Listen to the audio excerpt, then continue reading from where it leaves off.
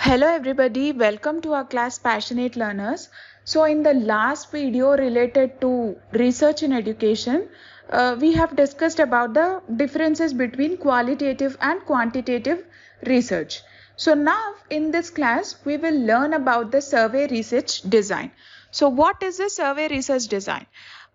First thing you need to know about survey research design is it is a quantitative research. Okay, so let us get into it and learn about the survey research design. First thing you need to understand, as I already said, it is a quantitative research design, and the next thing is it is basically used in applied social sciences. And the third thing you need to know about this is it is used for knowing, it is used to know the attitude and behavior of people related to particular commodity or particular thing. So in order to know the attitude of people, when the researcher wanted to know the attitude of people related to particular thing or commodity, then he or she will conduct this survey research design. So now what is the process of conducting this survey research design? As we already said, it is a quantitative research design. First, a researcher will prepare a questionnaire. From the questionnaire, they will try to include all the kind of doubts they have or kind of questions they have. They will write it in the questionnaire and give it to people. So later, they will collect these questionnaires from the people and they statistically analyze the data. Means they statistically put down the data. Statistics is nothing but the quantitative analysis. Put down the data to observe the trend. Next thing is each and every research design will have its own steps. In the same way, the survey research design also has its steps. What are its steps? First, you need to determine the aim and objective. First, a researcher need to understand why he or she is conducting the research. After that, he need to select the population. He need to select the population. That means on whom he is going to perform this research, he need to select that. And the third thing is design and construct a survey. So what happens here is that he will try to make a question paper for product. The next thing is select a representative sample. So here you need to understand the difference between population and sample. Population means in whole, means the huge number of people. But when coming to sample, selecting a few people out of this huge population, this sample represents the huge population. So we try to here in the sample, number of people will be less when compared to population. We need to select a representative sample because technically it is not so much possible to conduct the survey upon the whole population. So that's why we are taking few people, which is nothing but sample. And then fifth step is administer the survey. Means all the details, all the data which you have gathered from the people, you need to arrange it statistically and observe the output. So these are the 5 steps involved in survey research. The first thing is to know the aim and objective, means why we are conducting survey. The second thing is to define the population to be studied, means upon whom you are conducting the survey, that you need to know. The third thing is design and construct a survey where a question paper kind of thing is framed by the researcher and this questionnaire would be answered by people.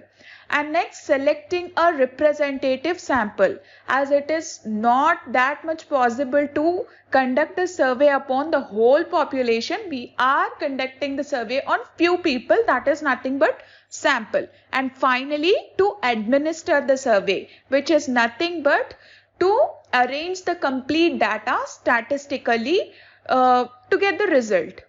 So these are the steps in survey research. and the methods, instruments used in collecting the data through survey research. So now how would we gather the data? First we need to gather the data. So what is the procedure to gather the data? That is sampling, questionnaire and interview. And types of survey research. This survey research is divided into two types, that is cross-sectional survey and the longitudinal survey. So longitudinal survey is again divided into trend studies, panel studies and cohort studies. We would learn about all these type of researches in a detailed manner. So now cross-sectional survey. Let me be clear about this cross-sectional survey. As I already said, this survey research is to know the attitude of people or know the attitude or change in behavior of the people. In the same way, cross-sectional survey is also used to know the attitude or change in the behavior of population at particular time. So now this population is different groups here. Here it is written that different groups compared at the same time is nothing but cross-sectional survey. So from the different group of people, we are collecting the data at only one particular time, not many times. This is cross-sectional survey. Cross-sectional survey. The researcher collects the data at one point in time from many subjects. Means he collects the data from different groups at one particular time. The design has the advantage of measuring current attitude. The next thing is longitudinal survey. It is somewhat different, in fact opposite to cross-sectional survey. So what happens here is that in the longitudinal survey, the data is collected repeatedly from the same subjects over the time. Means from the same group of people the data is collected. Earlier the data was collected from different group of people in cross-sectional survey, but when coming to longitudinal survey, the data is collected from same group of people in different time intervals. So what is written over here? Longitudinal studies collect the data repeatedly from the same subjects over the time, often focusing on a smaller group of individuals that are connected by a common trait. So I'll be giving you few examples in the coming slides so that you would understand this longitudinal survey very easily. So one thing you need to remember is that the survey conducted on different group of people is cross-sectional survey. The survey conducted on same group of people over particular time, means within time intervals, it is known as longitudinal survey. So we already discussed that there are three different kind of things in the longitudinal survey, that is trend studies, panel studies and cohort studies. So now starting with the trend studies, what happens in trend studies? It is nothing but to measure the attitude or change in behavior of people with respect to time. But now which kind of people are we selecting is important. Important in trend studies, cohort studies and panel studies. So to understand, to observe the changes in behavior of the people, the researcher has to select the same population but different samples when he or she is conducting the trend studies. That means, for example, I can say, see, different groups means men, women. So there is some gender difference, right? So same population means, let us consider an example that a researcher only is talking about women. So same population means women. Different samples means women who are living in cities and women who are living in villages. That is different samples. I hope you understood this example. And then cohort studies. It is again the same, to observe the attitude or change in behavior of people. But here, what kind of population is the researcher selecting? Same population, different samples with similar characteristics. So what is happening here is same population means the same women, different samples. Different samples means the women who are living in cities, the women who are living in the villages with similar characteristics. Similar characteristics means the women who are working, the working women from cities and working women from villages. These kind of example can be given to cohort studies.